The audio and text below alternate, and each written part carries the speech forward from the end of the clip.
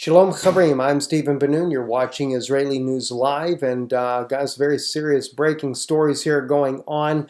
RT is reporting that the UK uses museum tanks, civilians, to launching an invasion of World War III in Estonia. That's something they did. They tried to bring it out to be what they consider to be a realistic look here on the battlefield here, and of course they're using the T-72 tanks there. As you can see in the pictures here on your screen there. Also the obviously the blue uniform, kind of the blue camo that Russia is using in their battlefield as well. And they were using AK-47s. Now I just thought, to me it's just very provocative for the European Union to be doing this type of action right now.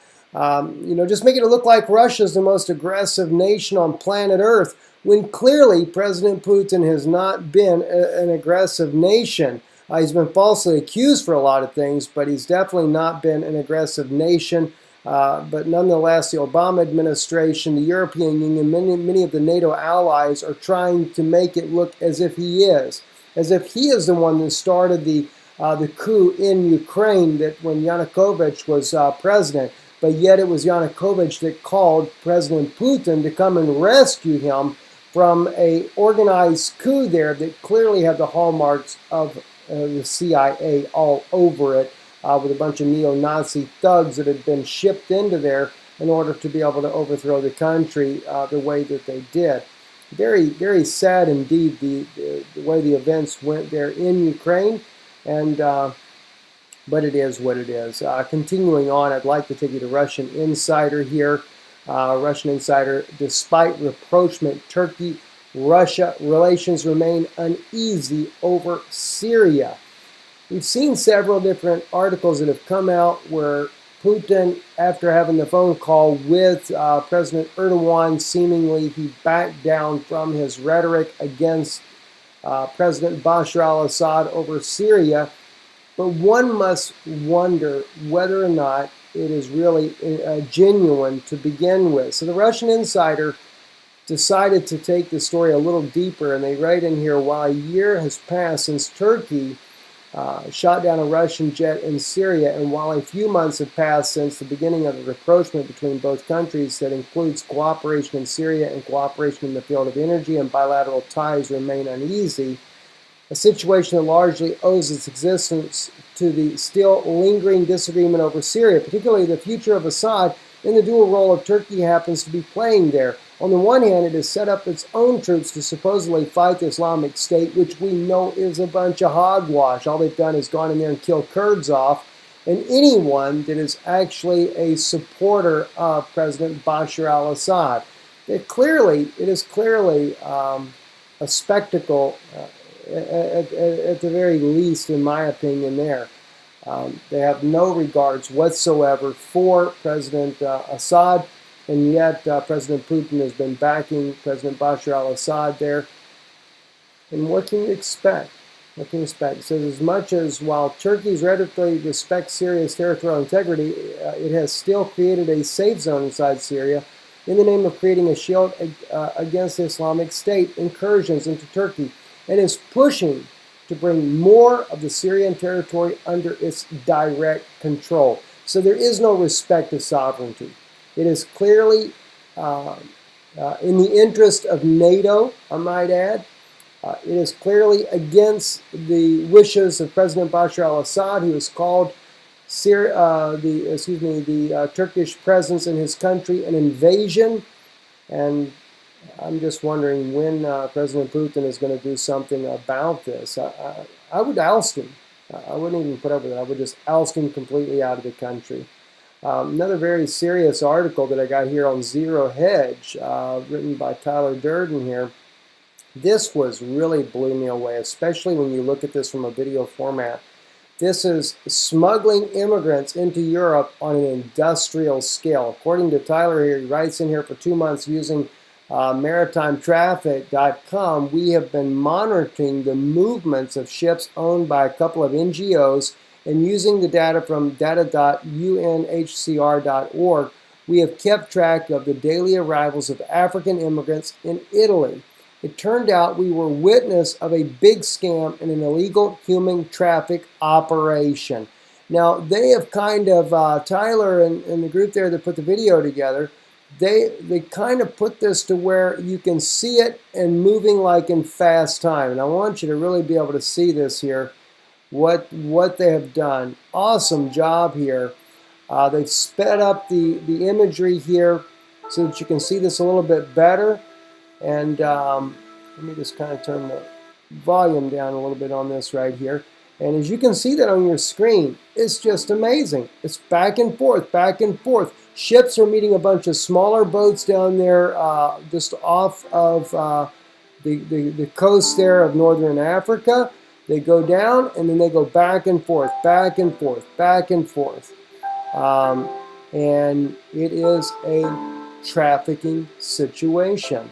And I know that they claim that there's a lot of these people being rescued at sea, but where are they really being rescued at? It's right there off of the coast itself. I mean, it's just amazing to me. And just, you know, I'm amazed at the work that they did on this, and I just applaud their efforts there to expose this trafficking of refugees. Or maybe in this case here, I don't even know if we could call this refugees, because when you're sending ships all the way down to pick the people up and then to bring them all the way back up so you can smuggle them into Italy, then there's a conspiracy going on, and the conspiracy is against the European people as well. Very much like what Chancellor Merkel did in Germany when she brought in the millions of refugees to destabilize the German economy, to destabilize the German society, and to bring Western Europe along with France, under Holland's rule there. It has brought them near to financial collapse. And it's only going to get worse. I can't see anything get any better. At any rate there, just want to let you know these things as we're seeing them as they unfold, and also just a reminder to let you or make you aware of. We're in the process of a couple of things here on Israeli News Live. We've been updating our websites, repairing the problems that people have been having, especially people that have not been able to contribute that wanted to contribute. We are working on that. That all should be repaired here in the next couple of days. I'll update you when that happens. We did get, by the way, and let me just share this with you. It was really exciting for me to see this. If you go to Israeli News live.co.il, we have waited for this for a long time, but our Israeli website... I'm Stephen Benoon. You're watching his... Turn that guy off for a minute. Hey, I'm wearing the same shirt. I guess that's a European culture, right? At any rate, we have been able to get our Israeli News live.co.il, our Israeli domain name, up and running finally, after I've been trying to get this going now for over a year. But we finally found a very good web guy that can do all this and getting things up and moving a bit along with that. So very happy to be able to report that is happening. We're also in the process, guys, just a reminder as well, our lease where we live is up at the end of the year here. So we have been working on trying to move our office so that we have a place to actually continue to do our reporting. And we're almost done with that, but it's quite a bit of an endeavor when you're trying to move everything that you have there and making sure that I can still work from home and yet also from the office as well. So, and we have been hacked, another issue. I've mentioned that before. Our web guy really found where the issues were at, and he said, yes, we definitely have been compromised, he said, on a very professional level. So these things are being taken care of, and of course, I spent nearly a week being sick as a dog, and but by the grace of God coming out of that. So in the next few days here, we'll have things up and going back the way they were, and we're also, I think, going to step it up a notch here. I think that we might be able to put on the screen and behind. Now, when I work out of the house, I have the little black thing you see here in the background with the TV screen here. We continue to do that. In our office, though, I've always had a projector. I've gotten this a couple of years, I know about 5 years ago, a projector where you can project onto the wall. And I think we can adjust our iris on there, and what that would allow us to do is when we're recording, it looked like you'd have a giant screen TV on the background, but in reality it's just a projection from our projector that we bought about 5 years ago there. So if we're able to pull that off, I think it's really going to help for those of you that want to be able to see the screen. I hate doing it like this here on the computer here where you just see a little square there, but to where then we can switch it and show you in behind us there. If you're looking at a document or whatever, it'll be much easier for you guys to be able to read. Anyway, I'm Stephen Benoon. You're watching Israeli News Live. God bless you, and I apologize for not getting our Shabbat message out as of yet there. I was sick the entire time during that time, but I do have some things on my heart I want to share with you, those of you that watch on Danoon Institute. Don't forget, Danoon Institute is where these do appear now. We will still continue prophetic updates here on Israeli News Live. I'm Stephen Benoon. You're watching Israeli News Live. Shalom.